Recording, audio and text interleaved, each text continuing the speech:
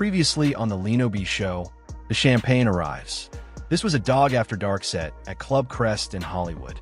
I was invited to the set as an extra. I was wearing a black skirt and a burgundy halter top tied around my neck. At some point, I was invited onto a tour bus. I remember having a drink. Shortly after, my legs began shaking uncontrollably. Then, I don't remember what happened next. What occurred on that bus is unclear to me. But the woman's voice heard in the background of the video is haunting because I believe that voice is mine. And it does not sound like I was okay. Now, peeps, this is part 2 of a developing story involving a woman who is accusing Snoop Dogg, someone she says is connected to his extended family, of serious misconduct. If you haven't seen part 1, make sure you watch it after this video. The link will be at the end. I was paid to work the event as an extra for 2 days. I remember seeing Boss Lady briefly outside the tour bus. She arrived on set yelling for Snoop from outside the building. I remember noticing her outfit, a black velour sweatsuit with a matching bling jacket. I can't clearly remember which day this happened, but as I was walking upstairs to the level where filming was taking place, Snoop and his security were coming downstairs. As we passed each other, he grabbed me, pulled me close, and pressed himself into me. With both hands, he grabbed and squeezed my body. It was shocking and uncomfortable. I couldn't understand why he would make such an advance. None of it made sense. Ricky Harris was filming the bus footage that later appeared on YouTube. I saw him again when I turned in my voucher and asked to take a picture. That was the last time I ever saw him alive. Shortly afterward, I left California and moved to Texas, where most of my family had relocated. In 2019, I completed an affidavit detailing what I say happened to me and retained an attorney. The attorney asked if I was willing to return to Los Angeles to file a formal complaint, and I agreed. Before that could happen, I was told that Snoop Dogg's legal representatives denied all allegations, calling them an attempt at extortion.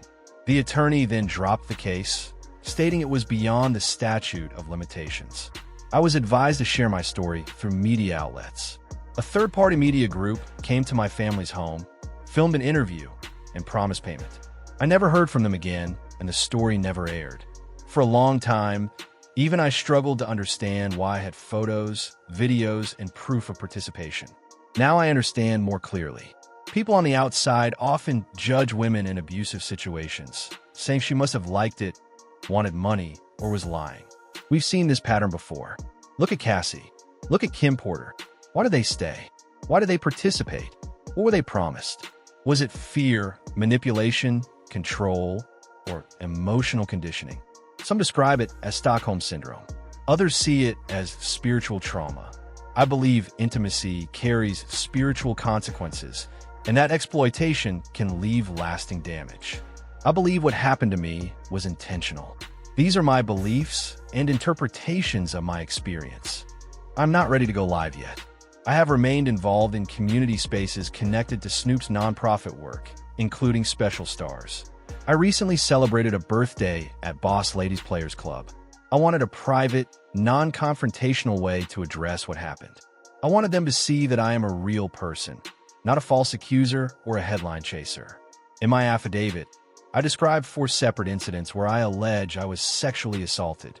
My goal was acknowledgement, accountability, and healing, not destruction. But asking accountability from powerful people is often unrealistic. This situation is complicated. I have personal relationships connected to this family. Snoop's oldest brother lives in the same city as me. He's a dialysis patient and an amputee. We developed a close relationship. I helped him, spent time with him, and supported his presence at events. This situation has placed enormous strain on that relationship, and it breaks my heart. I also bonded deeply with the special needs children from Snoop Special Stars. I wasn't there for clout or attention.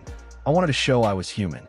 Everything has its time and season, and right now this is painful for alleged incidents. Let that sink in. This is not being framed as a misunderstanding or a single accusation. It is a detailed, documented account from a woman who says her life was permanently changed. The image presented here is not the public Uncle Snoop persona seen on television. It is an allegation about an industry that often hides behind NDAs and locked doors. She has chosen not to stay silent. So now the question is yours. Do you believe her? Do the timelines and receipts raise questions for you? Because no brand is bigger than the truth. And if these allegations are ever proven, this wouldn't just be a lawsuit. It would be a reckoning, just like we've seen before in this industry. Let me know how you feel in the comments. Share your thoughts respectfully, and stay tuned for what comes next.